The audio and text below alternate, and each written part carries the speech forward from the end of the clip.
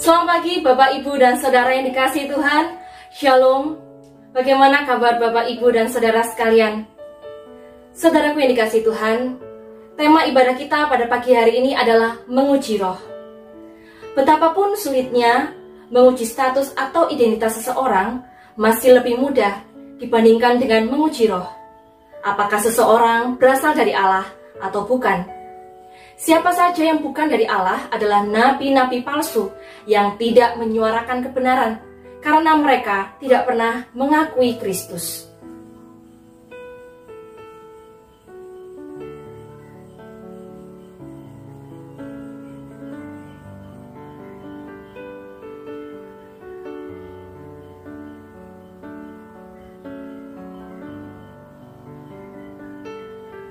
Angkatlah hatimu kepada Allah dan percayalah bahwa pertolongan kita adalah di dalam nama Tuhan, pencipta langit, bumi, dan segala isinya. Tuhan yang senantiasa menopang kehidupan gerejanya dan memeliharanya di dalam kasih karunia. Saudaraku yang dikasihi Tuhan, mereka yang bukan berasal dari Allah berbicara mengenai dunia kepada dunia, dan dunia mendengarkan mereka. Sebaliknya mereka yang berasal dari Allah pasti mengakui Yesus Kristus dan menyuarakan kebenaran. Dunia memang tidak mau mendengarkan, tetapi orang-orang yang mengenal Allah mau mendengarkannya. Rajakanlah Yesus.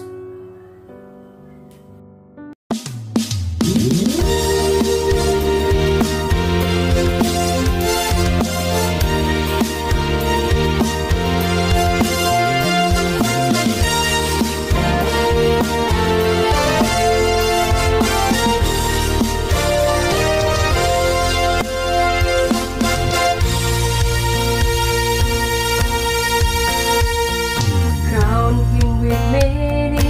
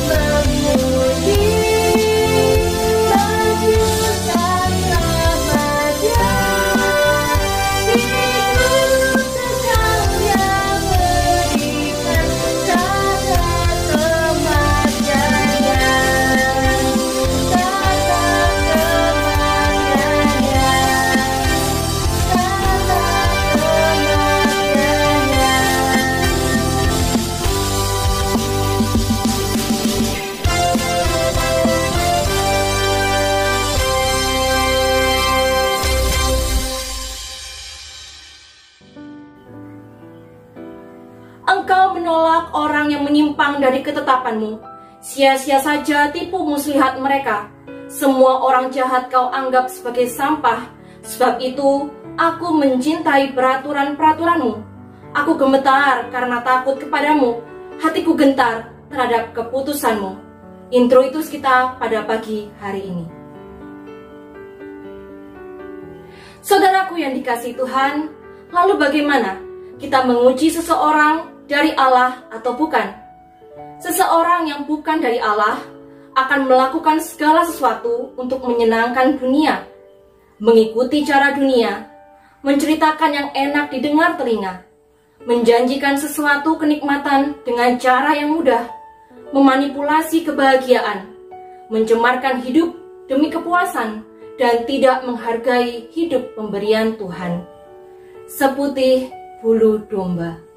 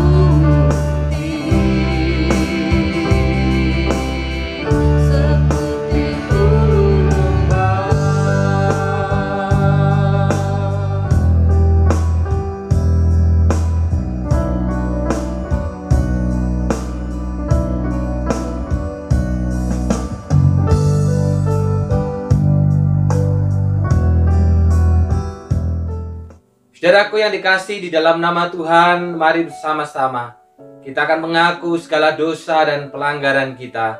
Kita berdoa. Bapa yang di surga, syukur untuk panggilan Tuhan di dalam ibadah kami pada pagi hari ini. Engkaulah yang memanggil kami, Engkaulah yang memperkenankan kami untuk datang menyembah kepadamu.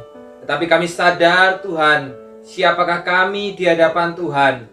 Seringkali kami mengaku diri kami sebagai seorang Kristen, tetapi apa yang kami pikirkan, katakan, dan lakukan bertentangan dengan Kristus. Seringkali kami mengaku percaya kepada Kristus, tetapi apapun yang kami lakukan jauh daripada Kristus.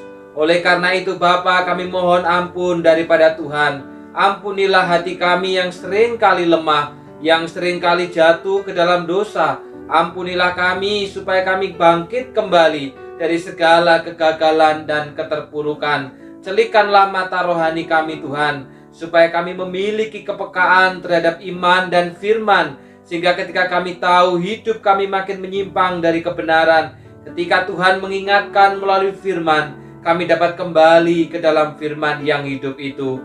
Bukalah hati kami ya Bapa, untuk terus dapat mengalami proses pertobatan dan pengudusan diri yang terjadi setiap hari. Apapun yang terjadi dalam hidup kami, baik itu kesukaan maupun juga kesedihan, baik itu sukacita maupun juga dipenuhi dengan segala persoalan, semuanya adalah sebagai bagian untuk memurnikan hati dan hidup kami supaya makin serupa dengan Tuhan. Terima kasih Bapa, layakkanlah kami pada pagi hari ini, berikan pengampunan bagi kami supaya kami dapat berjumpa dengan Tuhan di dalam firman dan kebenaran. Di dalam nama Tuhan Yesus Kristus, pengantara kami yang sempurna dan satu-satunya itu, kami sudah mengakui segala dosa dan pelanggaran kami. Amin. Dengarkanlah berita anugerah dari Allah, 1 Yohanes 3 ayat 16. Demikianlah kita ketahui kasih Kristus, yaitu bahwa Ia telah menyerahkan nyawanya untuk kita. Jadi kita pun wajib menyerahkan nyawa kita untuk saudara-saudara kita. Di dalam damai dengan semua orang, biarlah setiap kita dituntun kembali oleh firman Allah, seperti dalam 1 Yohanes 4 ayat yang pertama, yang berbunyi, Saudara-saudaraku yang kekasih, janganlah percaya akan setiap roh, tetapi ujilah roh-roh itu, apakah mereka berasal dari Allah. Sebab banyak nabi-nabi palsu yang telah muncul dan pergi ke seluruh dunia. Renungkanlah dan lakukanlah sepanjang hidup Bapak, Ibu, dan Saudara sekalian. Bersama-sama dengan gereja sepanjang zaman dan abad, mari kita ikrarkan pengakuan iman kita seturut dengan pengakuan iman rasuli. Pengakuan iman rasuli. Aku percaya kepada Allah, Bapa yang Maha Kuasa, Khalik langit dan bumi, dan kepada Yesus Kristus, anaknya yang tunggal Tuhan kita, yang dikandung dari Roh Kudus, lahir dari anak darah Maria, yang menderita sengsara di bawah pemerintahan Pontius Pilatus, disalibkan, mati dan dikuburkan, turun ke dalam kerajaan maut. Pada hari yang ketiga, bangkit pula dari antara orang mati, naik ke sorga, duduk sebelah kanan Allah, Bapa yang Maha Kuasa, dan dari sana Ia akan datang untuk menghakimi orang yang hidup dan yang mati. Aku percaya pada Roh Kudus, gereja yang kudus dan am, persekutuan orang kudus, pengampunan dosa, kebangkitan tubuh, dan hidup yang kekal. Amin. Jemaat dipersilakan duduk kembali. Firman Tuhan pada pagi hari ini akan disampaikan oleh Evangelis Yafet. Dipersilakan.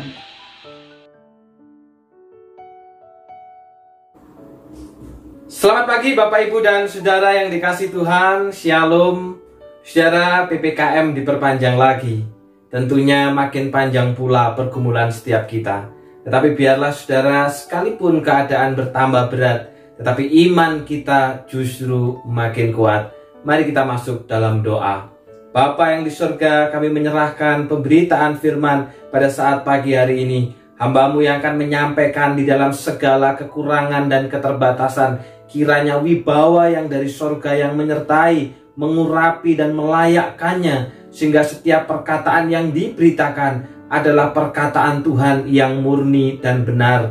Kami semua yang akan mendengar di rumah kami masing-masing, di dalam keadaan dan situasi yang berbeda satu dengan yang lain, bahkan di tengah-tengah pergumulan kami. Tuhan tolong supaya iman kami makin kuat, iman kami makin sehat, dan kami justru makin mengalami pertumbuhan. Kiranya hati Tuhan yang disenangkan, kiranya nama Tuhan yang dipermuliakan, dan firman Tuhan yang diberitakan. Dalam nama Tuhan Yesus kami sudah berdoa. Amin. Tema kita pada saat pagi hari ini adalah OTG atau ODP. OTG artinya bukan orang tanpa gejala. ODP artinya bukan orang dalam pemantauan. Tetapi OTG artinya adalah orang tanpa gairah. Tidak ada gairah persekutuan, tidak ada gairah melayani, tidak ada gairah saat teduh, tidak ada gairah untuk mendengarkan suara Tuhan. Sedangkan ODP adalah orang dalam pertumbuhan. Sekalipun dalam keadaan sulit, sekalipun dalam keadaan berat, namun dia dapat mengalami pertumbuhan iman. Mari kita membuka Alkitab kita dari 1 Yohanes, pasalnya yang keempat, ayat yang pertama sampai dengan yang keenam. Demikianlah bunyi firman Tuhan.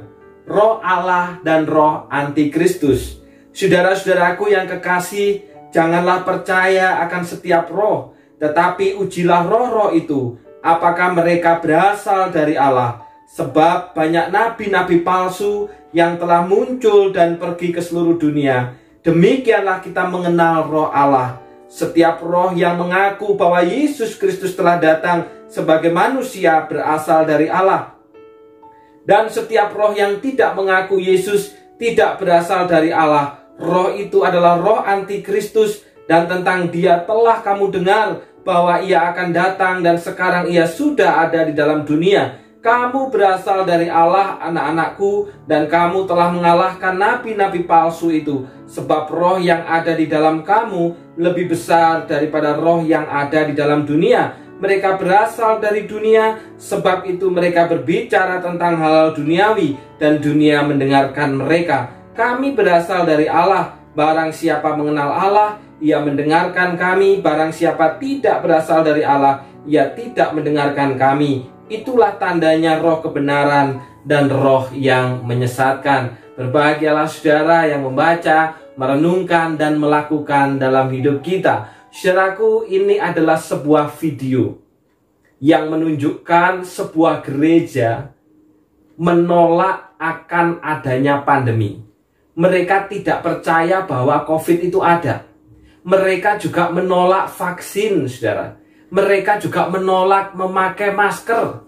Karena apa, saudara? Karena salah satunya mereka berpegangan dengan firman Tuhan yang terambil dari Mazmur 91 ayat 3, di mana di sana dikatakan bahwa Dia akan membebaskanmu dari jerat penangkap burung liar dan dari wabah yang mematikan.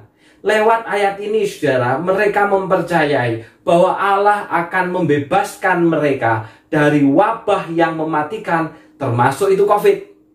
Sehingga, saudara, kita tidak perlu takut dengan pandemi. Kita tidak perlu takut dengan berbagai macam virus, termasuk salah satunya adalah virus COVID-19.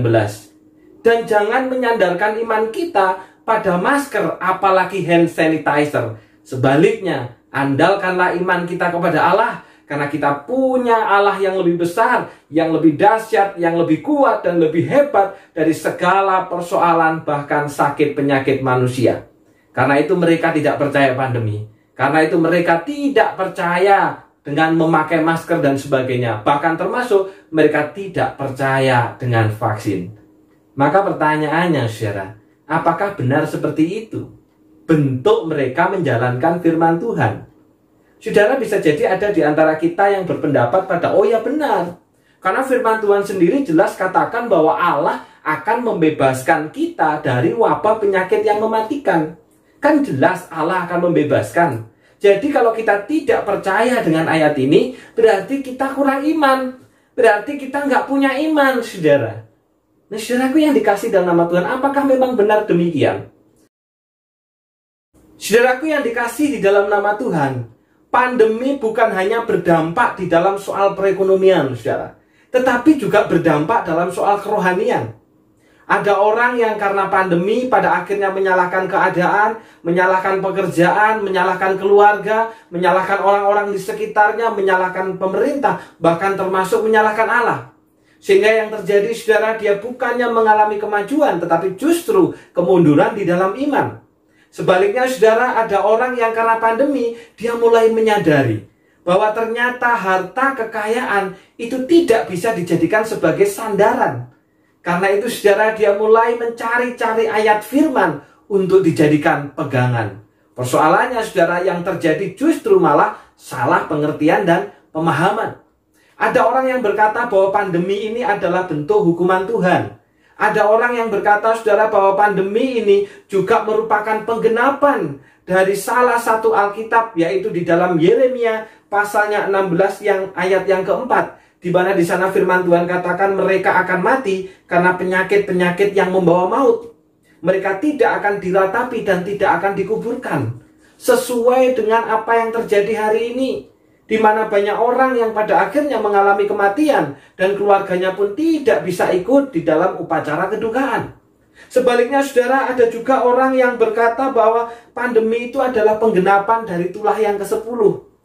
Sebagaimana umat pada masa itu ketika keluar dari tanah Mesir, mereka selamat dari malaikat maut oleh karena membubuhkan darah pada ambang atas dan kedua tiang pintu. Maka hari ini pun kalau kita mau terbebas dari COVID, dari malaikat maut, dari pandemi ini, yang harus kita lakukan adalah kita mengoleskan anggur itu pada kusen di atas dan kedua tiang pintu. Karena apa, saudara? Karena darah Kristus hari ini sudah diwakili oleh anggur. Sehingga dengan memakai anggur itu berarti kita sudah menjaga rumah kita dari wabah, menjaga rumah kita dari penyakit. Maka pertanyaannya, benarkah demikian, saudara?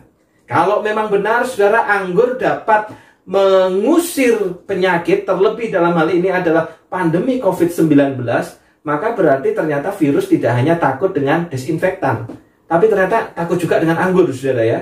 Dan dijamin setelah ini anggur akan laris. Saudaraku yang dikasih Tuhan, ada yang berkata bahwa vaksin itu juga adalah bentuk dari pekerjaan iblis, yaitu 666, yang dimasukkan ke dalam tubuh manusia sebagai chip, sehingga manusia bisa dikontrol di sana.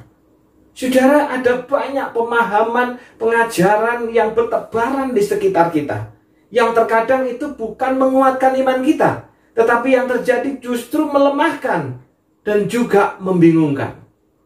Saudaraku yang dikasih Tuhan, sudah keadaan sulit, sudah keadaan berat, bukannya kita mengalami kemajuan, tapi sebaliknya kita mengalami kemunduran. Persoalan yang sama juga dialami, saudara, oleh umat pada masa Rasul Yohanes yang baru kita baca pada saat pagi hari ini, saudara. Saudaraku yang dikasih Tuhan, karena menjadi Kristen, mereka harus di PHK dari pekerjaan. Mereka sulit mencari pekerjaan, bahkan kehidupan mereka susah, saudara. Untuk makan aja susah sekali. Kelaparan dan kemiskinan adalah hal yang biasa yang mereka sudah rasakan. Dan bukan hanya itu saja, saudara. Mereka juga mengalami penganiayaan secara fisik. Ada yang dijebloskan dalam penjara, ada yang dibakar hidup-hidup dan dijadikan tontonan yang seolah itu menyenangkan, padahal sangat mengerikan sekali. Nah, saudaraku, selain daripada itu, saudara, mereka juga mengalami penyesatan. Dari tengah-tengah persekutuan muncul ajaran-ajaran yang menyesatkan, saudara. Yang bukan membuat mereka makin maju, yang bukan membuat mereka makin bertumbuh, sebaliknya membuat mereka makin mengalami kemerosotan. Sudah keadaannya sulit, situasinya sulit, apapun sulit, banyak sekali ajaran-ajaran yang bertebaran, yang ternyata jauh dari kebenaran. Nah, saudaraku yang dikasih Tuhan, menghadapi kondisi yang begini nih, gimana caranya, saudara?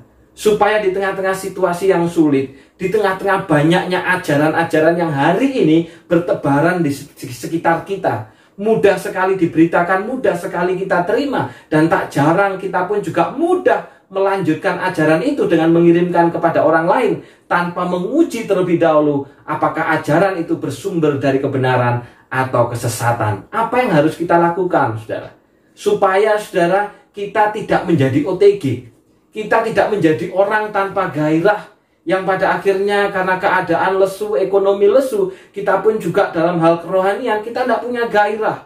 tidak punya gairah ibadah, tidak punya gairah persekutuan, tidak punya gairah berdoa, tidak punya gairah untuk saat teduh dan belajar firman Tuhan.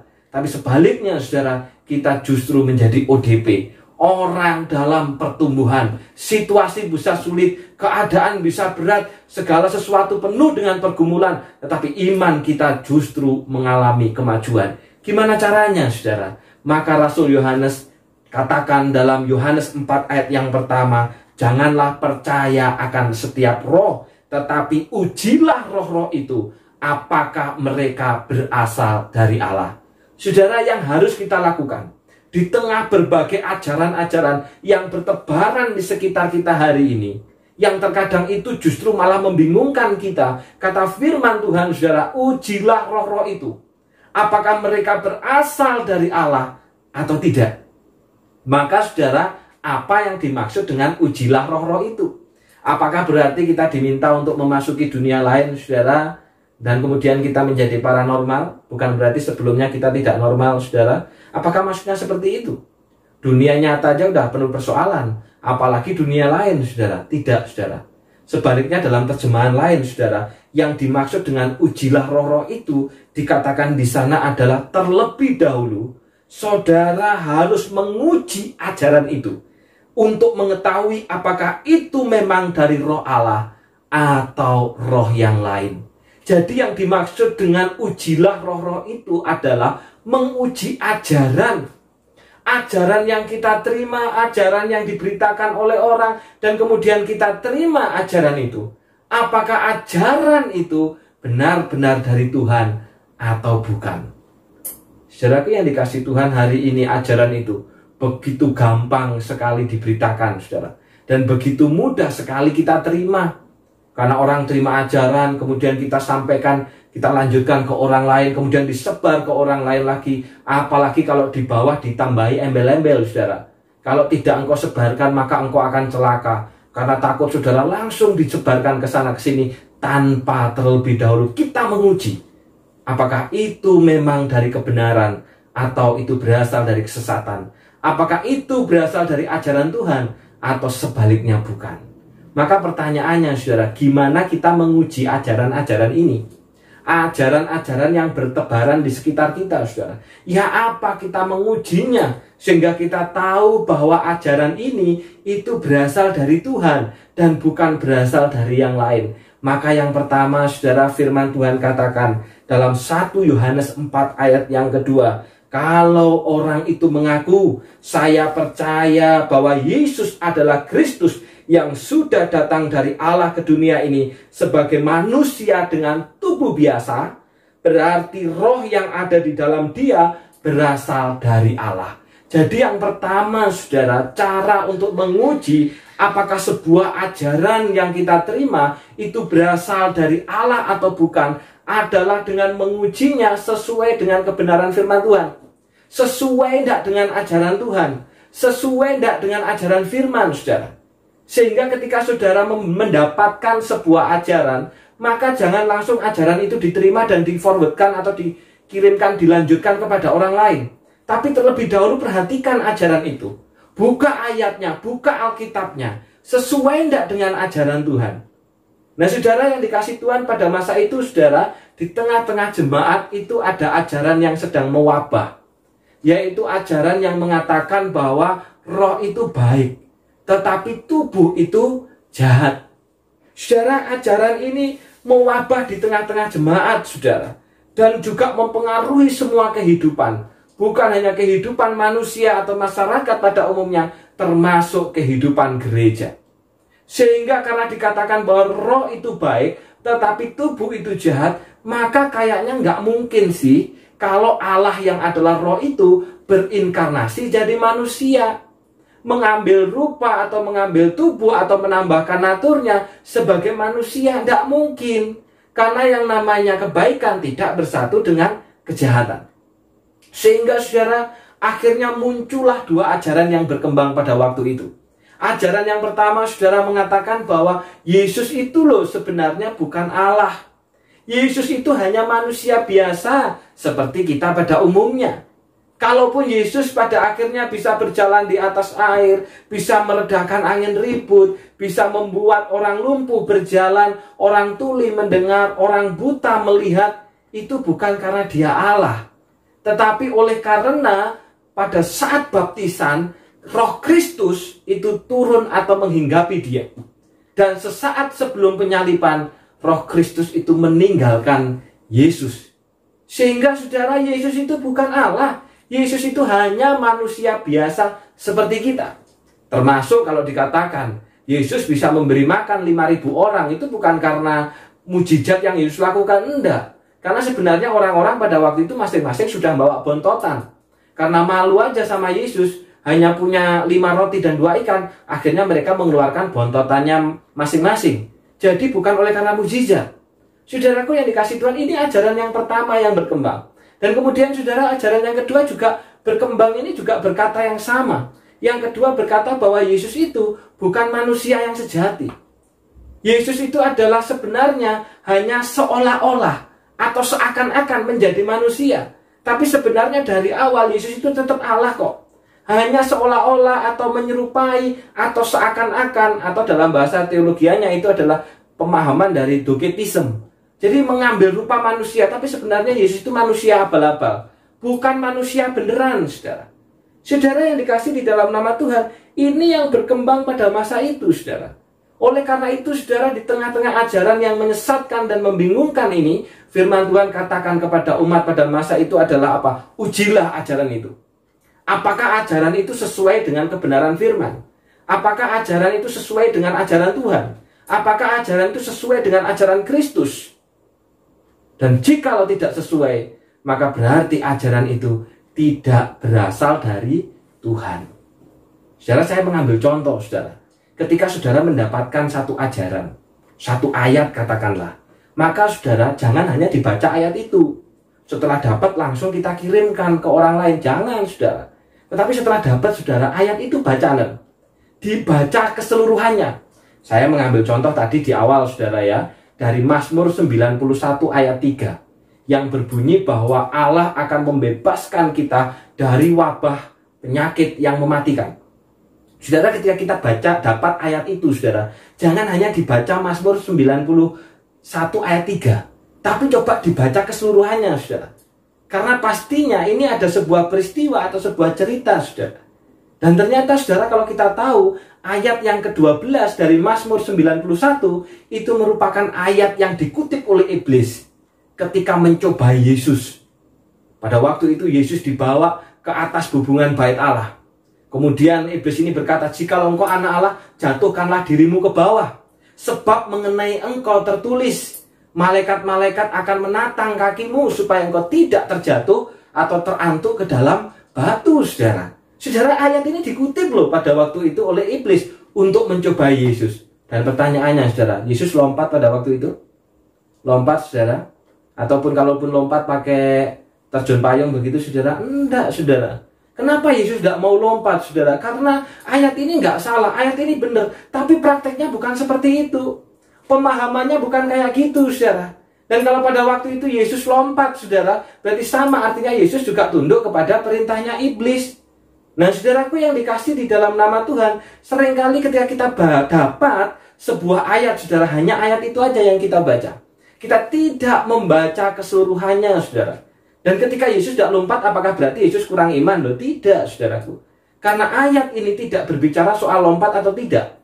Tetapi Mazmur 91 ini berbicara soal pemeliharaan Allah.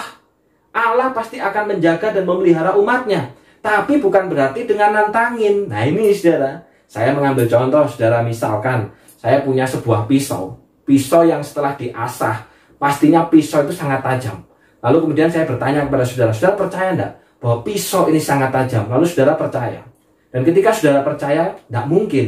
Kemudian, oh ya saya percaya, coba saya tes dulu di leher saya. Coba, mempan enggak kira-kira pisau ini? Enggak mungkin, saudara. Ketika kita mencoba itu bukan percaya, itu juga kebodohan. Termasuk demikian, saudara, ketika kita percaya akan pemeliharaan Allah, akan pertolongan Allah, akan perlindungan Allah, bukan berarti kita malah nantang-nantang, saudara. nantang nggak pakai masker, kemudian nantang nggak mau vaksin, atau juga nantang beberapa waktu lalu ada berita yang viral, saudara, ada seseorang yang dengan sengaja mencium pasien yang sudah positif COVID, saudara. Dia disuruh mengeluarkan nafas dan kemudian dia mendekat dan dia cium nafas itu, saudara. Bukan seperti itu bukan kepercayaan, tapi itu justru adalah kebodohan. Nah, cara mengujinya seperti itu, saudara. Termasuk juga, saudara, cara mengujinya yang kedua adalah, saya memberi contoh, saudara, dari Yeremia 16 ayat 4. Firman Tuhan dikatakan di sana bahwa mereka akan mati karena penyakit-penyakit yang membawa maut. Mereka tidak akan diratapi dan tidak akan dikuburkan. Bahkan selanjutnya juga dikatakan tidak ada pesta. Loh kan bener sekarang ini kan PPKM, tidak boleh mengadakan pesta, kalaupun boleh dibatasi. Persis, berarti pandemi ini adalah penggenapan dari Yeremia pasal yang ke-16. Nah, saudara, gimana cara ngujinya? Supaya kita tahu bahwa ajaran ini dari Tuhan atau bukan. Caranya adalah jangan hanya langsung diterima ayat Yeremia pasal 16 ayat yang keempat itu, lalu kemudian kita kirimkan ke orang lain. Jangan, saudara. Tapi coba buka Alkitabnya. Bacalah seluruh pasal, saudara. Bacalah seluruh pasal 16. Kalau baca pasal 16 tidak ngerti, baca pasal 15. Baca pasal 17-nya. Kalau pasal 15 tidak ngerti, baca pasal 14-nya. Itu cara menguji, saudara. Dan kemudian, saudara, ketika kita membaca pasal sebelumnya dan sesudahnya, maka kita akan tahu bahwa hukuman ini pada waktu itu ditujukan untuk siapa? Untuk umat Yehuda, untuk bangsa Yehuda, karena mereka sudah meninggalkan perjanjian dengan Allah, saudara. Sehingga Allah menghukum mereka dengan sangat hebat.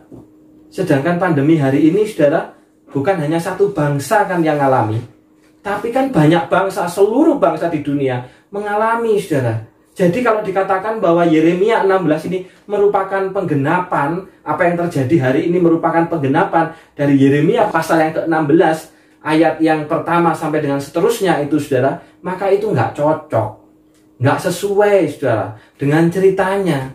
Karena pasal itu ditujukan untuk bangsa Yehuda, satu bangsa, umat Allah, tapi meninggalkan perjanjian. Sedangkan hari ini pandemi itu dialami oleh seluruh bangsa. Nah, saudara, termasuk juga, saudara, tadi saya katakan bahwa ada orang yang berkata bahwa pandemi ini adalah penggenapan dari tulah yang ke-10, saudara. Kalau tulah pada waktu itu kan anak sulung mati, anak sulung Firaun, anak sulung pegawainya, anak sulung ternaknya, dan semuanya itu kan mati, saudara. Nah, berarti kan ini juga penggenapan. Saudaraku yang dikasih Tuhan, tulah pada waktu itu diberikan kepada satu bangsa yang sudah melakukan penindasan kepada bangsa yang lain. Dalam hal ini adalah bangsa Israel yang diperbudak selama 430 tahun, saudara. Dan pertanyaannya, saudara, hari ini bangsa mana yang mengalami pandemi? Semua. Tidak hanya bangsa tertentu atau bangsa suku tertentu, tidak, saudara. Semua bangsa di dunia mengalami persoalan terkait dengan pandemi. Jadi juga nggak cocok. Termasuk, saudara, ajaran yang mengatakan kalau mau terbebas dari COVID, ayo kita oleskan anggur perjamuan itu pada kedua tiang pintu dan pada kusen bagian atas. Supaya apa? Niscaya COVID tidak akan berani masuk ke rumah kita, karena dari jauh sudah melihat anggur yang adalah simbol daripada darah Kristus. Maka pertanyaannya, saudara, gimana cara kita ngujinya? Ketika kita cara ngujinya, saudara, coba kita baca. Ketika Yesus pada waktu itu mengadakan perjamuan malam, tujuan perjamuan itu untuk apa? Apakah tujuan perjamuan itu di mana darahnya yang disimbolkan dengan anggur itu dan tubuhnya yang disimbolkan dengan roti itu untuk nolak bala, untuk nolak malapetaka? Apakah seperti itu, saudara? Tidak kan, saudara. Ketika kita baca, saudara, kita tahu bahwa Yesus berkata, lakukanlah ini sebagai peringatan akan daku. Sebagai peringatan, saudara. Bukan sebagai penolak bala, bukan sebagai penolak penyakit, bukan sebagai jimat, saudara. Karena kalau demikian ini, saudara, sama artinya sebenarnya kita juga sudah mempraktekkan perdukunan yang berselubung dengan kerohanian. Saudaraku yang dikasih dalam nama Tuhan, ketika kita percaya pada sebuah ajaran, tanpa terlebih dahulu kita menguji apakah itu berasal dari kebenaran atau hanya sekedar penyesatan, maka yang terjadi, saudara, kita bukan mengalami kemajuan. Sebaliknya kita akan mengalami kemunduran di dalam iman, bahkan hidup di dalam kebingungan. Yang kedua, gimana caranya? Dalam 1 Yohanes 4 ayat yang kelima, di sana firman Tuhan katakan, guru-guru palsu itu berasal dari dunia ini. Dan karena itu, ajaran-ajaran mereka sesuai dengan pikiran orang-orang duniawi. Apakah ajaran itu hanya menyenangkan hati manusia atau menyenangkan hati Tuhan? Ketika ajaran itu hanya menyenangkan manusia, untuk memuaskan, untuk menyenangkan, untuk bisa diterima, maka sudah berarti bukan berasal dari kebenaran. Karena ajaran yang sejati itu pasti untuk menyenangkan hati Tuhan. Nah, saudara yang dikasih di dalam nama Tuhan, mengapa saudara pada waktu itu bisa muncul ajaran yang mengatakan bahwa Yesus itu bukan Allah yang sejati, dan Yesus itu juga bukan manusia yang sejati, saudara? Kenapa bisa muncul ajaran yang seperti ini? Apa oleh karena saudara, generasi yang menerima firman ini adalah generasi yang kedua, bahkan generasi yang ketiga. Karena generasi yang pertama yang seangkatan dengan para rasul, saudara, mereka semua sudah mati. Mereka yang pernah ketemu Yesus, mereka yang pernah mendengar Yesus, bahkan mereka yang pernah melihat Yesus secara langsung, mereka sudah mati. Sedangkan generasi yang kedua, bahkan yang ketiga ini, saudara, mereka tidak pernah bertemu dan melihat Yesus secara langsung. Apakah itu yang menjadi penyebab, saudara, sehingga pada akhirnya soal keilahian dan kemanusiaan Yesus itu menjadi persoalan yang dipertentangkan? Ternyata tidak hanya itu, saudara, yang menjadi penyebabnya. Sebaliknya, saudara, penyebab lainnya adalah oleh karena pada masa itu, saudara, itu muncul kehidupan yang bebas. Secara khusus bebas ini adalah bebas di dalam kehidupan seksualitas, saudara. Kebebasan di dalam kehidupan berseksualitas. Mau kumpul kebo, mau kumpul sapi, mau kumpul kambing, itu nggak masalah, saudara. Sehingga maaf, pada zaman itu perzinahan itu dilegalkan oleh negara, dilegalkan oleh pemerintah, saudara, dan dianggap sebagai hal yang biasa. Dan itu mewabah, saudara. Kehidupan yang bebas di dalam kehidupan seksualitas ini. Saudaraku yang dikasih di dalam nama Tuhan, persoalannya adalah mereka yang sudah menjadi Kristen dipanggil untuk hidup dalam kebenaran dan kekudusan. Sehingga ketika dunia menawarkan cara hidup yang bebas, cara hidup yang rusak, cara hidup yang tidak bermoral, maka orang-orang Kristen ini tidak mau, saudara. Tetapi yang terjadi, saudara, mereka mengalami pengucilan, mereka mengalami penindasan, mereka mengalami hal-hal yang tidak menyenangkan. Karena mereka mencoba bertahan di dalam iman. Oleh karena itu, saudara, maka ada orang-orang yang berkata bahwa, oh, nggak bisa seperti ini. Kalau seperti ini, gereja akan hancur. Karena gereja dilawan oleh dunia. Gereja hidupnya tidak sama dengan dunia. Karena itu, saudara, muncullah pemikiran yang mengatakan bahwa Yesus itu bukan Allah yang sejati. Yesus itu bukan manusia yang sejati. Karena tidak mungkin roh itu bersatu dengan kedagingan. Sehingga, saudara, karena tidak mungkin roh itu bersatu dengan daging, maka sebagaimana pemahaman bahwa roh itu baik, tetapi tubuh itu jahat, dan Yesus tidak benar-benar menjadi manusia. Jadi walaupun kita orang Kristen, tubuh kita mau digunakan apapun juga, mau dipakai untuk apapun juga, mau digunakan untuk berbuat dosa dan berbuat jahat apapun juga, tidak akan mempengaruhi keselamatan dan tidak melanggar kebenaran apapun juga. Saudara, ini ajaran yang berkembang dengan tujuan apa, saudara? Supaya kekristenan pada waktu itu diterima oleh dunia. Supaya kekristenan pada waktu itu menjadi sama dengan dunia. Supaya kekristenan pada waktu itu tidak mengalami pengucilan, saudara, dari kehidupan sosial. Karena hidup mereka yang berusaha mempertahankan iman. Sehingga, saudara, hidup mereka menjadi sama dengan dunia. Dan, saudara, kira-kira apa respon gereja? Kira-kira apa yang gereja lakukan, saudara? Di dalam 2 Yohanes 1 ayat yang keempat, firman Tuhan di sana katakan bahwa aku sangat bersuka cita bahwa aku mendapati bahwa separuh dari anak-anakmu hidup dalam kebenaran. Rasul Yohanes bersuka cita, saudara. Sekalipun pada waktu itu, saudara, gereja menawarkan kehidupan yang sama dengan dunia, supaya bisa diterima dengan dunia, supaya menjadi sama dengan dunia, saudara, lewat cara hidupnya masih ada separuh dari umat Tuhan. Kata anak-anak ini jemaat, saudara, artinya separuh dari anak Tuhan, separuh dari jemaat yang hidup di dalam kebenaran. Sementara separuhnya kemana, saudara? Separuhnya hidup di dalam kesesatan. Separuhnya punya hidup dan perilaku yang sama dengan dunia. Karena itu yang menyenangkan mereka, karena itu yang memuaskan hati mereka, tetapi tidak pernah menyenangkan hati Tuhan. Maka saudara, untuk bisa tahu saudara, apakah ajaran itu dari Tuhan atau bukan, maka perlu dilihat saudara, ajaran itu menyenangkan Tuhan atau hanya menyenangkan manusia. Ketika ajaran itu hanya menyenangkan manusia, memuaskan telinga manusia, enak didengar oleh manusia, sama seperti umat pada masa itu saudara, berarti ajaran itu bukan dari kebenaran. Tetapi sebaliknya saudara, ajaran yang dari kebenaran pasti akan selalu menyenangkan hati Tuhan, sekalipun barangkali terkadang tidak menyenangkan hati kita. Itu untuk mengujinya saudara. Saudara yang dikasih di dalam nama Tuhan, beberapa waktu yang lalu ada seorang muda itu yang menghubungi saya dan bertanya saudara. Pertanyaannya begini saudara, apakah ibadah online yang selama ini kita lakukan itu alkitabiah? Kalau alkitabiah buktinya apa Dan boleh enggak ibadah online itu sambil makan, sambil kerja, sambil tidur-tiduran, sambil mengerjakan pekerjaan kantor dan sebagainya. Kira-kira boleh enggak ya? Saudara yang dikasih Tuhan, saya mengapresiasi pertanyaan ini. Karena pertanyaan ini bagi saya adalah pertanyaan yang baik saudara. Saudara, ketika ditanya apakah ibadah online itu alkitabiah, maka kita perlu tahu saudara, bahwa kalau bicara ibadah, ibadah itu memiliki dua unsur yang tidak bisa dipisahkan, yang tidak bisa dipilih salah satu. Jadi ibadah itu punya pengertian ibadah ritual, dan yang kedua adalah ibadah yang aktual.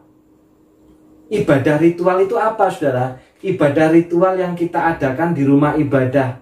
Ada pujian, ada doa, ada firman, ada persembahan, itu ritual. Sedangkan ibadah aktual itu saudara adalah ibadah yang nampak dalam kehidupan kita sehari-hari. Di rumah, di sekolah, kemudian di tempat kerja, bagaimana cara kita berbicara, bagaimana sikap kita, bagaimana cara kita berusaha, itu menunjukkan ibadah kita saudara. Nah saudara yang dikasih di dalam nama Tuhan, pertanyaan ini berarti bicara soal ibadah yang pertama, ritual. Karena ibadah itu dua saudara ya, ritual dan aktual. Dalam kehidupan kita sehari-hari, itu juga adalah ibadah kita saudara. Dan ini tidak bisa dipilih. Kita tidak bisa gini, aku tidak mau ibadah ritual, aku mau ibadah aktual aja. Dalam hidup sehari-hari aku hormat pada orang tua, aku juga memperlakukan anak dengan baik. Tidak bisa saudara. Atau sebaliknya, aku hanya mau ibadah ritual, tapi aku tidak mau ibadah yang aktual. Artinya apa? Di gereja baik, tetapi di rumah tidak baik. Tidak bisa saudara. Ini tidak bisa dipilih salah satu. Ini merupakan satu kesatuan di dalam ibadah. Tapi pertanyaan ibadah online alkitabiah atau tidak, berarti ini bertanya ibadah ritual saudara. Ibadah yang dikerjakan di gereja. Nah saudara, kalau ditanya apakah ibadah kita ini, ibadah online ini alkitabiah saudara? Saudaraku yang dikasih Tuhan, memang di dalam Alkitab saudara, sejarah Alkitab tidak pernah umat itu ibadah online, tidak pernah saudara memang. Kenapa? Gimana mau online? Internet aja baru ditemukan tahun 1969. Komputer aja baru 1800 sekian ditemukan saudara. Jadi kan gimana mau online? Tentunya kan ya tidak mungkin saudara ya. Tapi saudara, pernah terjadi dalam satu masa ketika pada waktu itu tahun 586 bait Allah itu dirobohkan, dihancurkan oleh orang-orang Babel saudara. Bahkan emasnya dicungkili untuk diangkut ke Babel, dan termasuk juga umat pada masa itu dibuang ke Babel selama 70 tahun. Mereka tidak lagi dapat ibadah di bait Allah. Kenapa saudara? Bait Allahnya udah hancur. Bait Allahnya sudah rata dengan tanah. Seperti yang dinubuatkan oleh Tuhan. Jadi selama 70 tahun saudara, mereka ibadah di rumah masing-masing. Sehingga ada seorang yang berkata, seorang sarjana, bahwa inilah asal mula munculnya yang namanya sinagog atau kelas-kelas tempat-tempat ibadah kecil-kecil, saudara. Pada waktu itu, karena bait Allah sudah nggak ada, mereka pun juga berada di tengah pembuangan. Dan ketika mereka kembali, saudara, ke tanah perjanjian, butuh 20 tahun untuk membangun daripada bait Allah itu. Zamannya Nabi Zakaria, zamannya Zerubabel, saudara. Sehingga, saudara, 90 tahun umat itu tidak beribadah di rumah Tuhan. 90 tahun, saudara. Dan pada waktu itu tidak ada internet, saudara ya. Tidak seperti kita. Kita masih ada internet, kita masih bisa dilayani secara virtual, saudara. Zaman itu, saudara, pelayanannya tentunya secara bukan lagi secara virtual, saudara. Tetapi caranya tentunya adalah cara-cara yang memang manusia biasa, karena belum ada kecanggihan seperti saat ini. Dan itu 90 tahun loh, saudara. Kita kan baru 2 tahun, saudara ya. Dan itu pun kan terpotong beberapa kali sudah pernah ibadah di gereja. Mereka 90 tahun. Maka kalau ditanya, saudara, enak nggak 90 tahun itu ibadah di rumah? Mereka menjawab, nggak enak, saudara. Sangat nggak enak, sangat nggak nyaman. Kenapa, saudara? Karena bagi umat zaman itu, bait Allah itu adalah simbol kehadiran Allah. Dan mereka begitu gembira, mereka begitu sukacita ketika bisa membawa korban kepada Allah. Dan korbannya itu setiap hari itu selalu ada, saudara, di bait Allah, saudara. Jadi bukan hanya hari Minggu aja mereka kadang ke bait Allah, enggak juga. Ketika waktu berdoa pun mereka juga bisa ke bait Allah. Sehari 3 kali, saudara. Saudara yang dikasih di dalam, kalau ditanya enak, enggak enak, saudara. Karena mereka sudah terbiasa selalu berinteraksi, bahkan juga mengadakan ritual ibadah di tempat bait Allah. Tapi selama 90 tahun mereka ibadah di rumah. Tapi saudara, lewat ini Allah mengajar mereka bahwa di dalam ibadah itu yang terpenting bukan hanya ritual penyembahan, tetapi juga ketaatan hidup kita. Bagaimana ketaatan hidup kita terhadap Allah? Bagaimana ketaatan hidup kita terhadap perjanjian? Allah mengizinkan pada waktu itu bait Allah dihancurkan karena umat hanya melakukan ritual, tetapi dalam praktek hidupnya tidak pernah taat kepada Allah. Dan itu pun pada waktu itu alkitabiah, saudara. Demikian juga, saudara, dengan ibadah kita hari ini. Memang, saudara, kalau ditanya ibadah online ini enak enggak? Tidak. Tidak enak, saudara.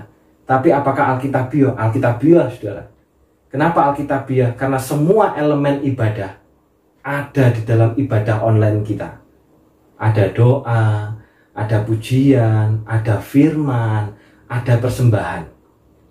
Tidak alkitabiah kalau semua elemen itu tidak ada.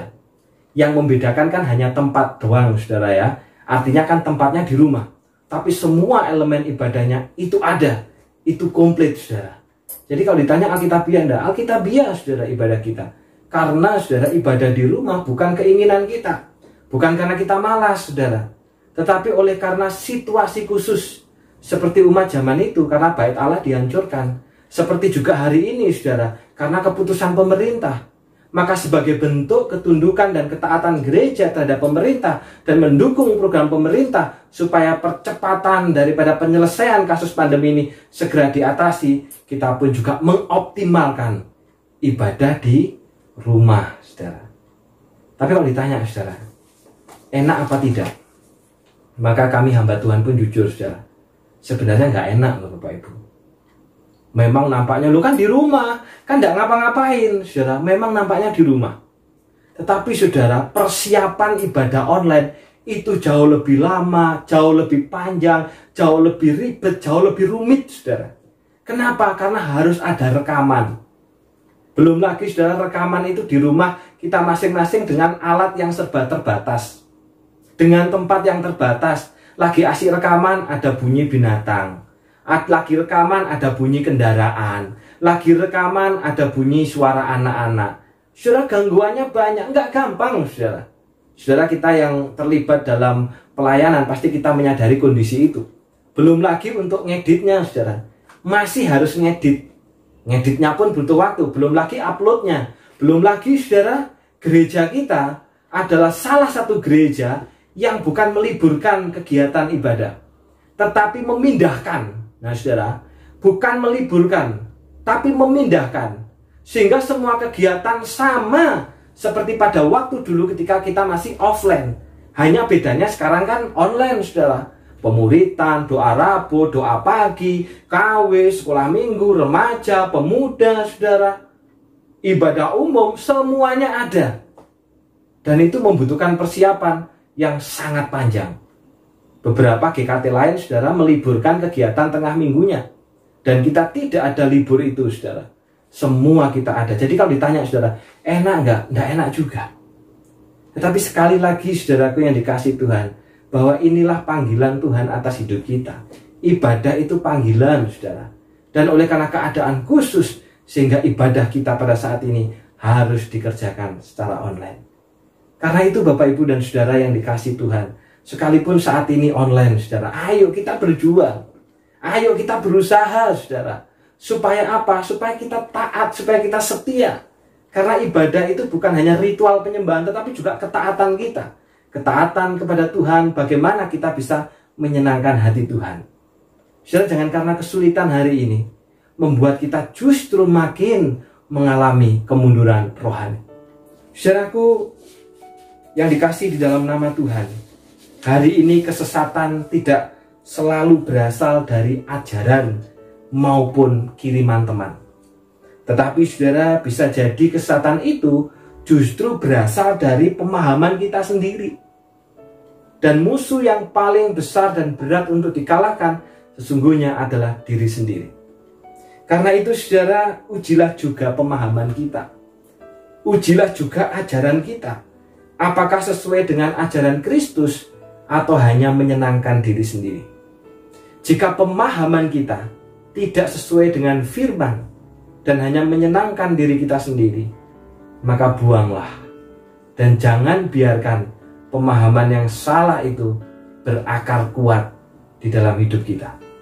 Sebaliknya saudara, bertobatlah, kembalilah kepada Allah, supaya kita tidak menjadi OTG, orang tanpa gairah. Sebaliknya, saya dan saudara menjadi ODP, orang dalam pertumbuhan.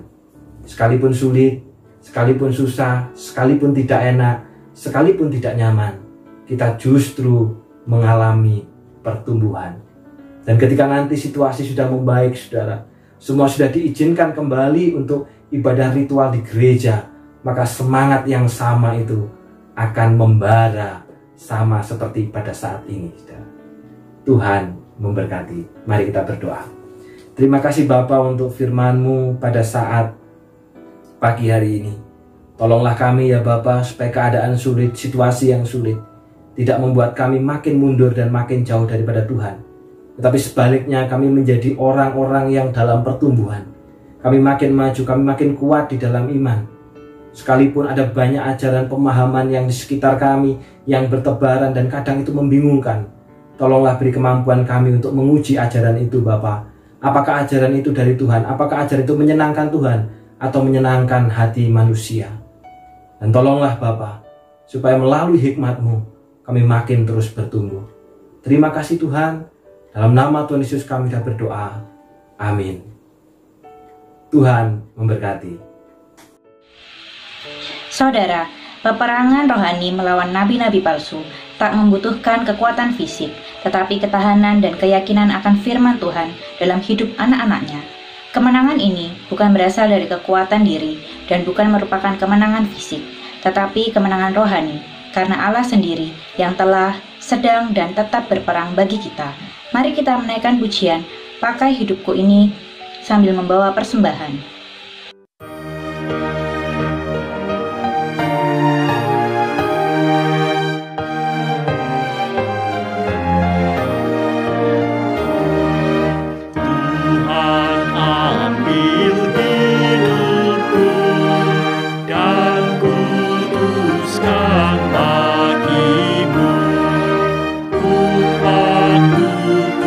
Pakailah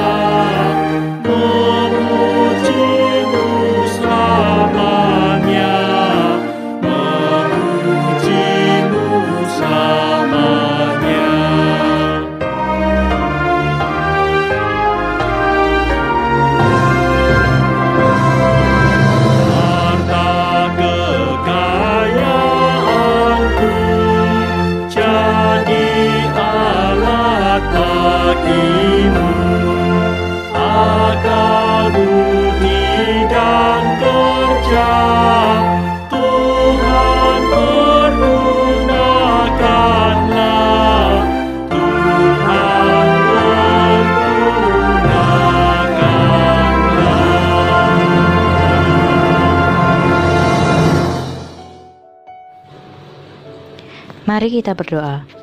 Bapa di dalam sorga, kami bersyukur Tuhan karena pada hari ini kami dapat memenuhi panggilan-Mu untuk beribadah walaupun harus dilakukan di rumah secara online. Kiranya semangat kami tidak pernah padam dan terus memiliki kerinduan untuk beribadah kepada-Mu. Kiranya pertumbuhan jemaat tidak bergantung kepada keadaan, tetapi karena kesetiaan kami kepada-Mu Tuhan. Bapa, kami berdoa untuk masa-masa pandemi ini, di mana COVID-19 masih terus merebak di negara kami. Bahkan banyak di antara jemaat yang turut merasakan dampak dari pandemi ini, baik secara ekonomi maupun mental kami. Kiranya Tuhan terus menguatkan hati kami dalam menghadapi berbagai kesulitan ini. Kami percaya Tuhan bahwa Engkau terus beserta dan tidak meninggalkan jemaat-Mu. Kami juga berdoa untuk jemaat yang sedang sakit, yang mengalami lemah tubuh. Engkau berikan kekuatan untuk mereka dalam masa pemulihannya. Biarlah mereka terus mengingat kasih-Mu, sehingga mereka tidak patah semangat. Iman mereka tetap kuat di dalam-Mu. Kami juga berdoa untuk wisuda STT Aletheia Angkatan 47 dan 48, yang akan diadakan secara virtual pada Jumat 14 Agustus 2021. Kiranya Tuhan yang menolong segala persiapannya, agar wisuda virtual ini dapat berjalan dengan baik, dan tetap mematuhi protokol kesehatan yang sudah ditetapkan. Kami juga membawa persembahan kami pada hari ini Tuhan, kiranya persembahan kami dapat berkenan kepada-Mu. Tolonglah majelis yang mengelolanya agar dapat berguna bagi pekerjaan gereja-Mu di tempat ini. Inilah doa kami ya Tuhan, hanya di dalam nama Tuhan Yesus Kristus kami berdoa. Amin.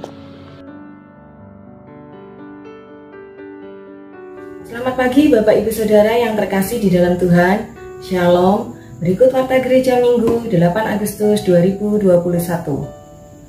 Pemberlakuan pembatasan kegiatan masyarakat atau PPKM diperpanjang hingga Senin 9 Agustus 2021. Memang tidak mudah untuk dilewati. Namun, mari sebagai warga negara kita tunduk kepada keputusan pemerintah dan menerapkan protokol kesehatan dimanapun kita berada.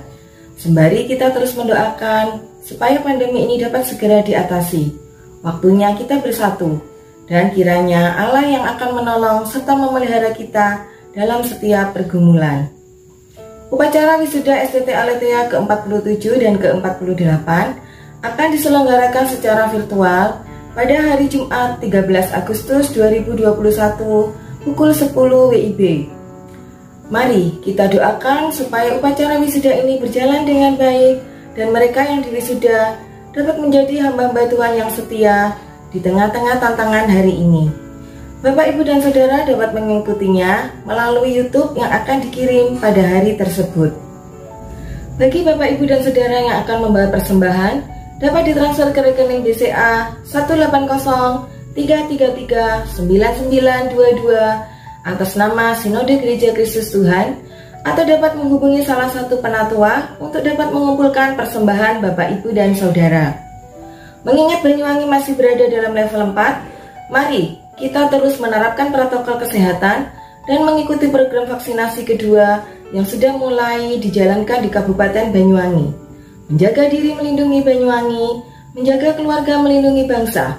Indonesia tangguh, Indonesia sembuh, Indonesia kuat, Indonesia sehat. Tuhan memberkati. Saya undang jemaat untuk bangkit berdiri. Arahkanlah hatimu kepada Tuhan dan pulanglah, serta hiduplah dalam ketaatan, kekudusan, dan kesetiaan terhadap perjanjian. Bangunlah persekutuan yang saling menguatkan, meneguhkan, dan menyempurnakan. Doksologi, berkat oleh Pendeta Harti Mesli, dan ditutup dengan pujian amin.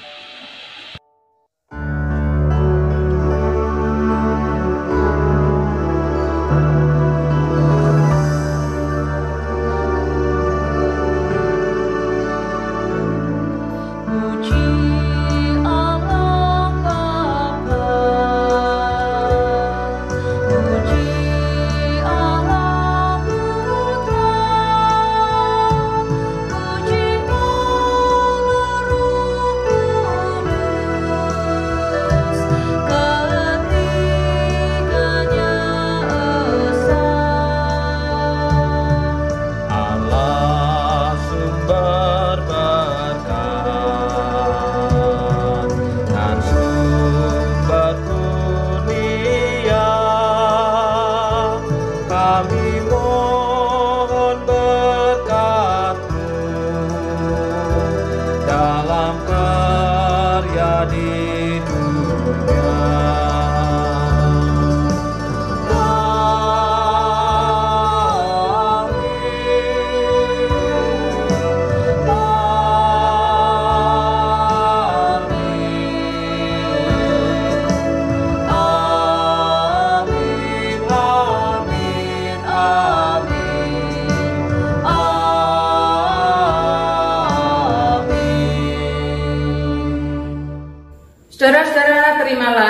berkat Tuhan. Kiranya Tuhan mengaruniakan bagi saudara damai sejahtera dari sorga, melindungi senantiasa agar saudara dapat taat kepada Tuhan dan anaknya Yesus Kristus. Kiranya Allah Bapa, Allah Anak, dan Allah Roh Kudus, Allah Tritunggal itu senantiasa menyertai saudara-saudara sekalian sampai selama-lamanya. Amin.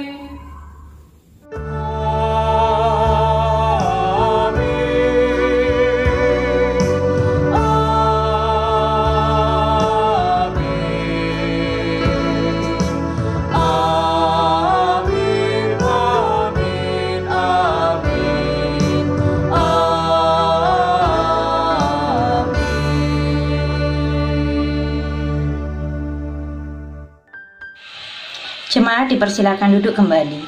Ibadah pada pagi hari ini telah selesai. Silakan mengambil saat teduh.